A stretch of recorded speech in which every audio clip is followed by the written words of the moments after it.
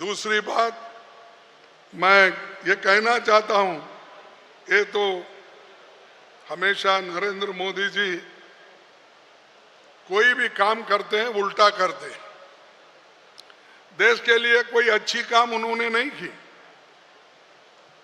उन्होंने जो Pandit Jawaharlal Nehru ji planning commission establish किए, उसको भी उन्होंने निकाल दिया और अपने मनमाने ढंग से उस इंस्टीट्यूशन को वो चला रहे। और इसी 5 ईयर प्लान से, नेहरू जी के 5 ईयर प्लान से ही ये देश आगे बढ़ा। लेकिन आज उसकी स्थिति क्या है आप जानते हैं। कभी जो देश के गरीबों के बारे में हमदर्दी नहीं रखता, वो इंसान हमेशा ऐसे गलत कामें करने के आगे चलता है। मैं ये भी कहना चाहता हूं, जब अपने जो आजाद फौज के सुभाष चंद्र बोस, वो जब कांग्रेस प्रेसिडेंट थे, उस वक्त उन्होंने प्लानिंग करने के लिए पंडित जवाहरलाल नेहरू जी को नियुक्त किया था उस वक्त। अरे हमारे पास तो आइडियाज आज के नहीं, हमारी सोच गरीबों के लिए कांग्रेस हमेशा इसका चिंतन और मंथन की है। और आप हमको कैसा तोड़ना, लोगों को कैसा भगाना, ये सब आप लोग कर रहे हैं। और इस 11 वर्ष में विपक्षी राज्यों के साथ सौतेला व्यवहार, सेंटर स्टेट रिलेशन इतने मजबूत थे कांग्रेस के जमाने में, यूपीए के जमाने जब सोनिया गांधी जी चेयरपर्सन थे, मनमोहन सिंह जी जो हमारे प्रधानमंत्री थे, उस वक्त सेंटर स्टेट का रिलेशन इतना अच्छा था कि कोई भी कभी भी आके कुछ भी अपने लिए मांग सकता था। लेकिन मोदी जी के सरकार में अगर सच भी है जो उनको मिलना है, जैसा कि नरेगा का हो या और बजट में जो अनाउंस किए हैं, वो फंड पूछने को गए तो भी मोदी कभी नहीं देते। और आज हमारे चीफ मिनिस्टर्स, चाहे वो कर्नाटक के हो, चाहे वो तेलंगाना के हो, चाहे हमारे हिमाचल के हो, ये सब लोग और झारखंड के हो, ये तड़प रहे। अरे भाई, नरेगा के लिए फंड्स दो, गरीब लोग गरीबी से जूझ रहे हैं, उनको काम दो। लेकिन मोदी सरकार उधर ध्यान नहीं देती, क्योंकि उनके मित्र दोस्त लोग अमीर है। तो जो अमीर का दोस्त है वो गरीब का दोस्त नहीं बन सकता। इसीलिए हमको ये सिखाना है, कहना है कि हम लोग इसको छोड़ेंगे नहीं, हम लड़ते रहेंगे। और दूसरी बात, विपक्षी राज्यों में इनके भेजे हुए गवर्नर कैसा काम कर रहे हैं। कल सुप्रीम कोर्ट ने ऐसा फटकारा मारा, वो जिंदगी भर हमारे मोदी साहब और उनके गवर्नर याद रखना चाहिए। आप पढ़े होंगे, पढ़े या नहीं, यही हमारे लोगों की मुश्किल है, ये नहीं जानते।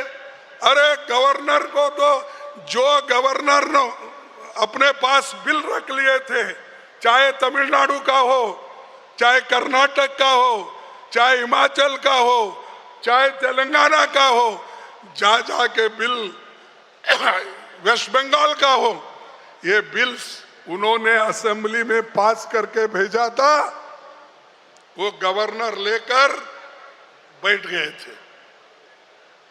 और बैठ गए, एक दिन नहीं, 2 दिन नहीं, 1 महीना नहीं, 2 महीने, सालों से। इसीलिए सुप्रीम कोर्ट ने कहा ज्यादा दिन, आप हिंदी में बोलते ना कुंडली, कुछ सांप ऐसा कर कर कर कुंडली से ऊपर बढ़ता है सांप। हाँ हाँ, कुंडली। तो अब नहीं चलेगा बोले वो। आपके पास जो भी बिल है या पास करो या उसको वापस भेजो, रिजेक्ट करो, लेकिन आप ऐसा ही रखेंगे। और उन्होंने आगे ऐसा ऑर्डर दिया, जो लोग बिल भेजे हैं गवर्नर के पास, वो सारे बिल समझो कि उसको मंजूरी मिल गई, कोर्ट ने दिया।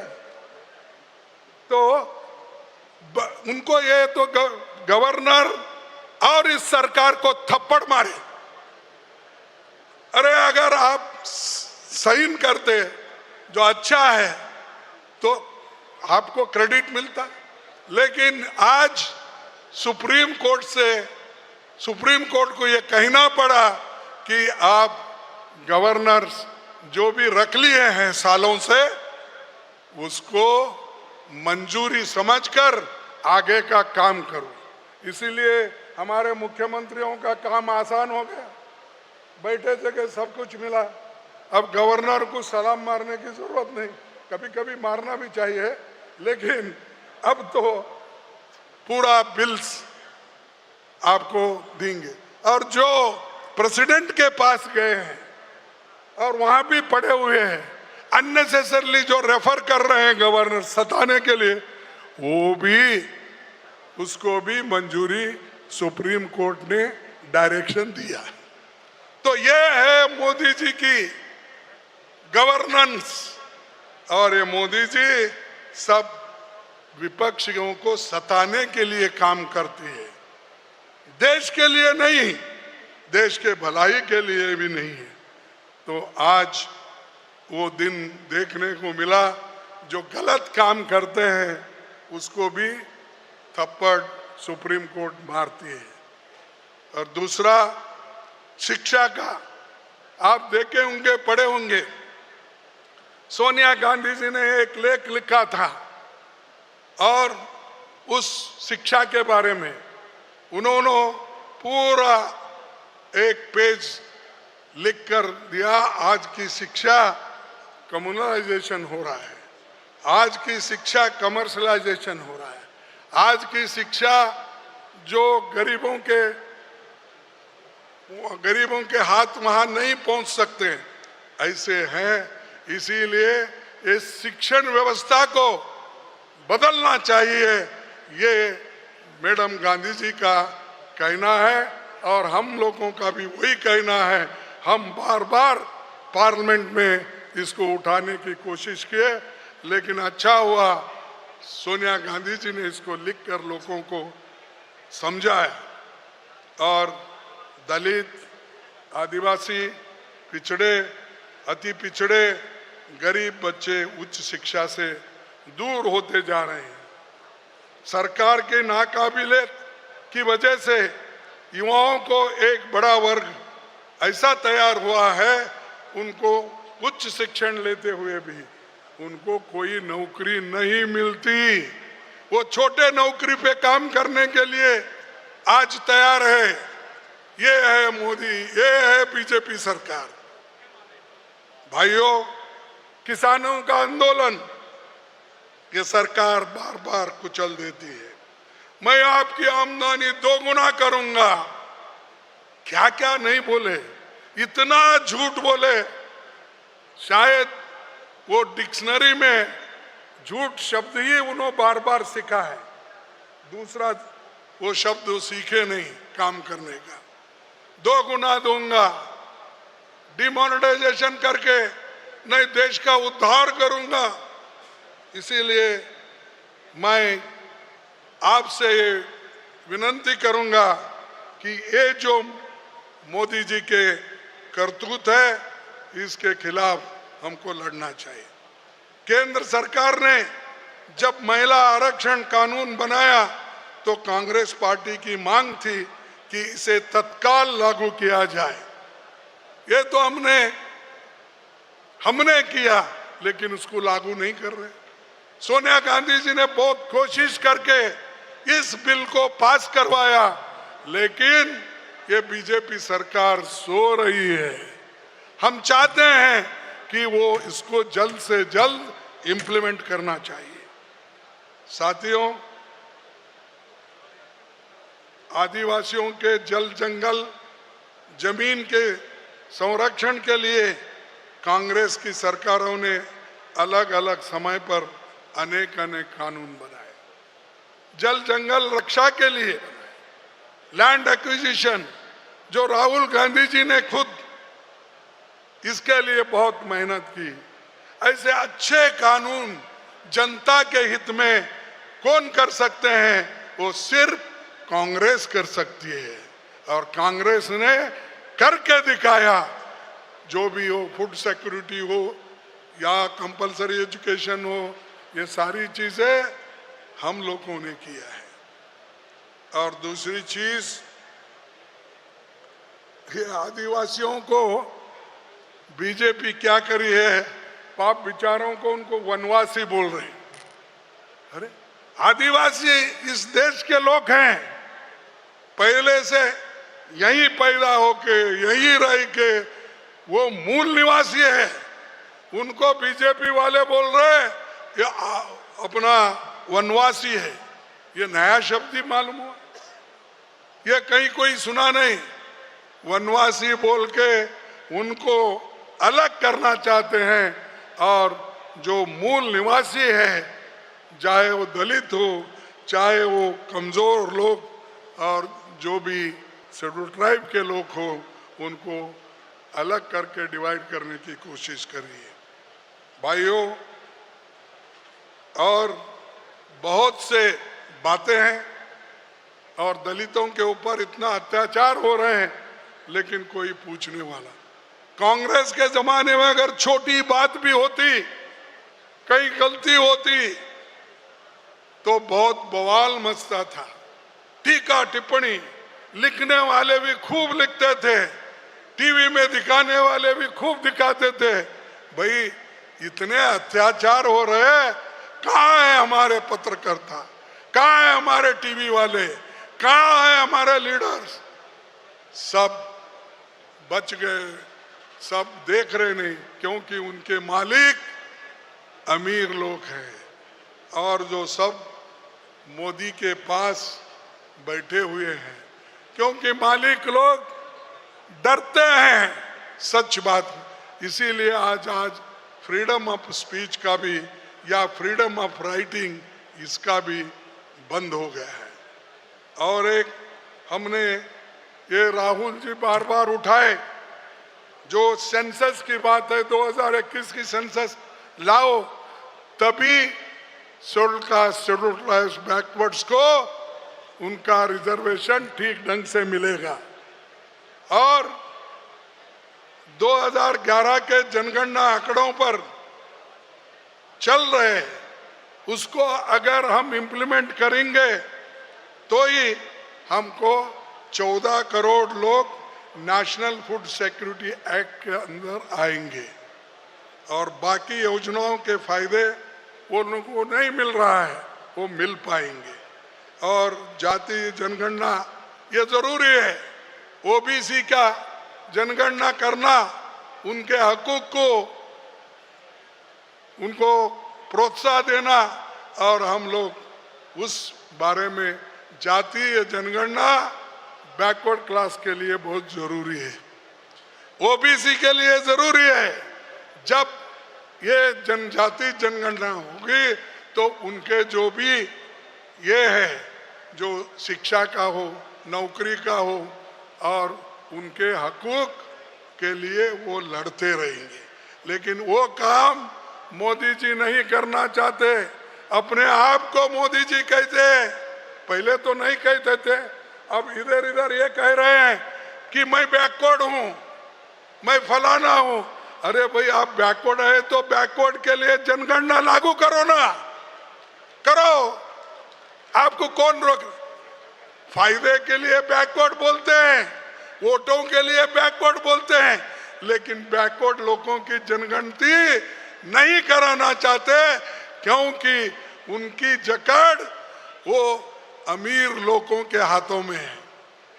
और जो लोग पहले से ही ये गरीबों को कुचलने वाले लोग जो भी है उनके साथ वो है। इसीलिए दोस्तों, हमको ये भी लड़ना है और इसके लिए भी हमको काम करना है। दूसरी बात, मैं अभी 2 मिनट में समाप्त करूंगा।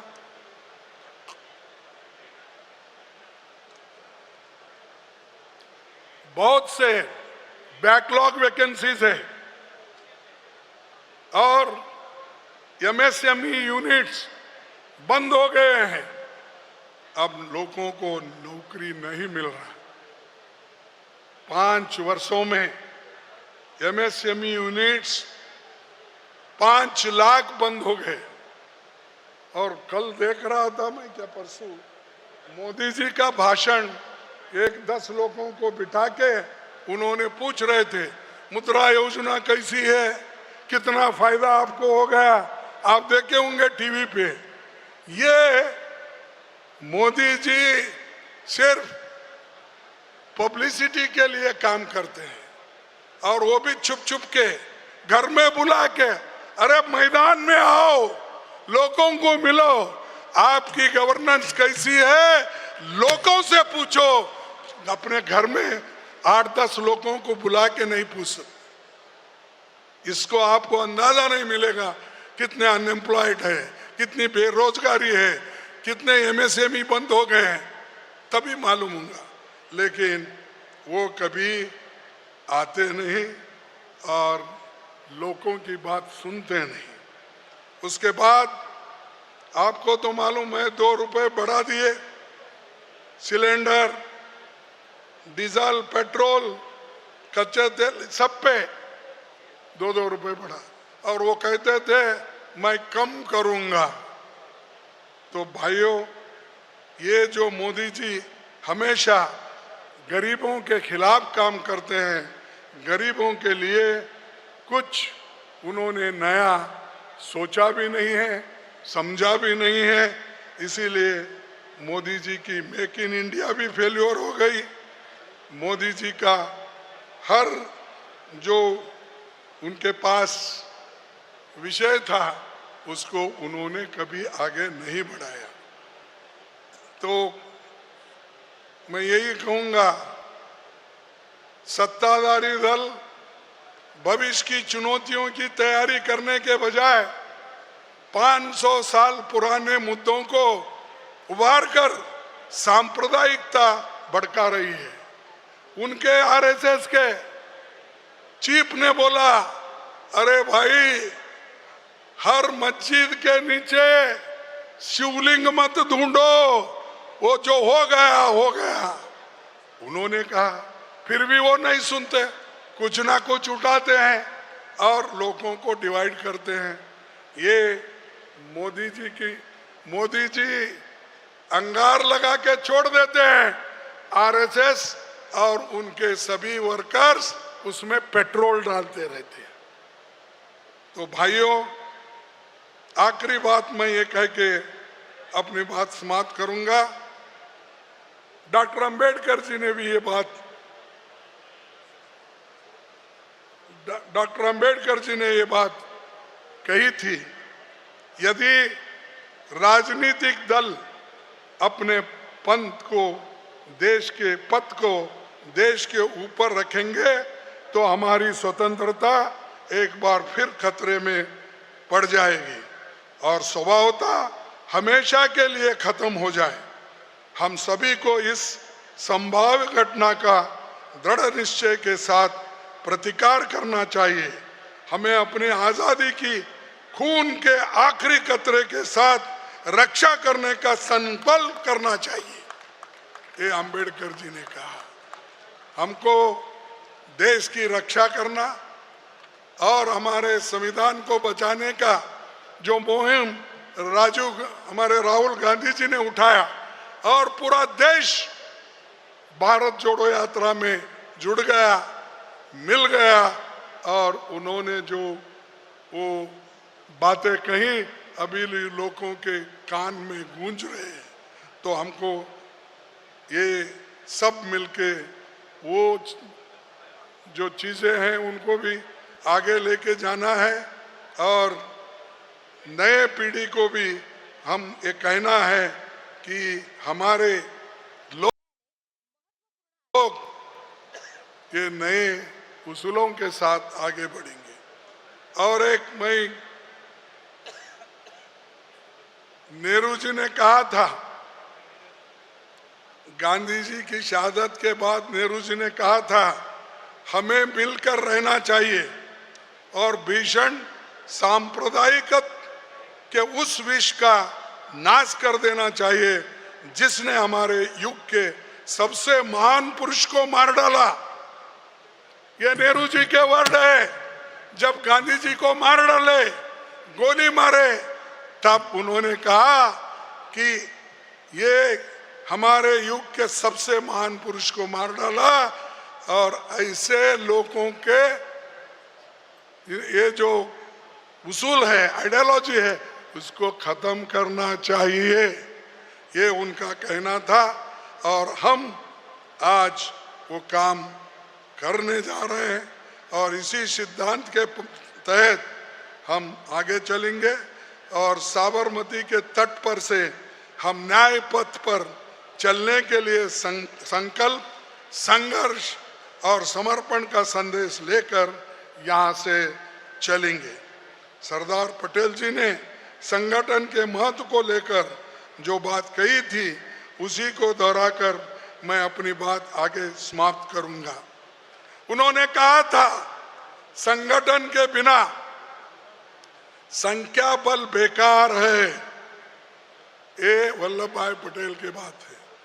बिना संगठन के संख्या बल असली नहीं बल है। सूत के धागे अलग अलग रहते हैं तो अलग अलग बात होती है, पर जब वे बड़ी संख्या में एकत्र होते हैं तो कपड़े का स्वरूप धारण कर लेते हैं। तब उनकी मजबूती, सुंदरता और उपयोगिता अद्भुत हो जाती है। ये बात वल्लभ भाई पटेल जी ने उस वक्त कहा था। इसीलिए संगठन को बिना मजबूत किए, बल दिए हम आगे नहीं बढ़ सकते। और दूसरी, संगठन निर्माण के जिला अध्यक्षों की राहुल गांधी जी ने एक मीटिंग, हम सब लोग, हमारे सब जो डीसीसी प्रेसिडेंट थे उनकी मीटिंग हमने ली। एक गाइडलाइंस देने के लिए हमने पूरी कोशिश की और जिला अध्यक्ष को अपनी नियुक्ति के 1 साल के अंदर बूथ कमेटी बनाना, मंडल कमेटी बनाना, ब्लॉक कमेटी और जिला कमेटी में बेहतरीन लोगों को जोड़ते हुए बनाना है। इसमें कोई पक्षपात नहीं होना चाहिए और संगठन निर्माण में जिला अध्यक्षों की भूमिका महत्वपूर्ण होने वाली है। इसलिए इनकी नियुक्ति स्ट्रिक्टली एआईसीसी गाइडलाइंस के अनुसार निष्पक्षपात होना है। और हमने भी देश भर से जिला अध्यक्षों को 3 मीटिंग ली और आगे का कार्यक्रम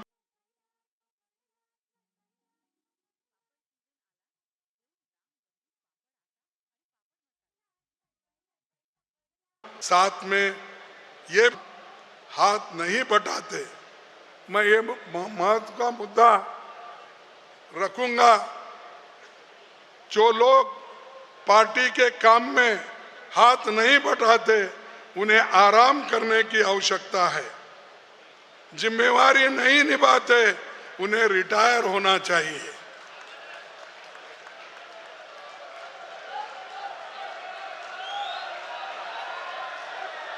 और हमने और राहुल जी ने जो एक प्रोसेस किया, इनपुट लिया, हम भविष्य में कैंडिडेट सिलेक्शन के प्रोसेस में जिला अध्यक्षों को इन्वॉल्व करने वाले हैं। गुजरात के साथियों को मैं कहना चाहूंगा कि आप संकल्प लेकर अपने घरों से निकल पड़िए। सफलता आपके कदम छूने के लिए तैयार है। हम फिर से भारत की आजादी की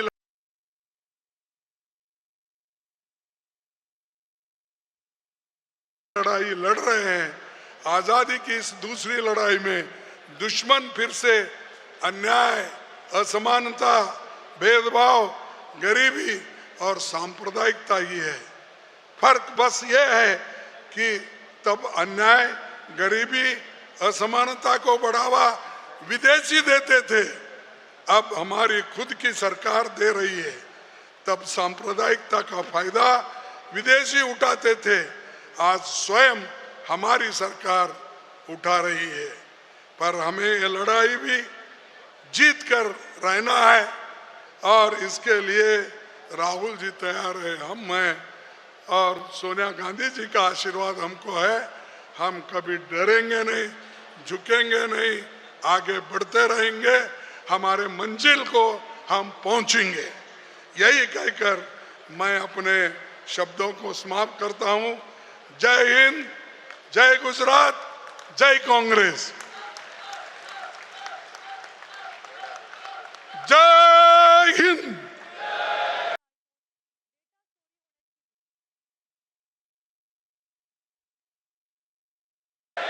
क्या इतने लोग पीछे के जरा कमजोर हो गए? जय हिंद, जय हिंद। धन्यवाद आपको सबको, नमस्कार। क्षमा चाहता हूं मैं। देश विदेशातील प्रत्येक घडामोडींचे लाईव्ह अपडेट मिळवण्यासाठी आता साम टीव्हीच्या सर्व सोशल मीडिया प्लॅटफॉर्मला लाईक, फॉलो आणि सबस्क्राईब करा। तसंच सर्व नोटिफिकेशनसाठी बेल आयकॉन प्रेस करायला विसरू नका।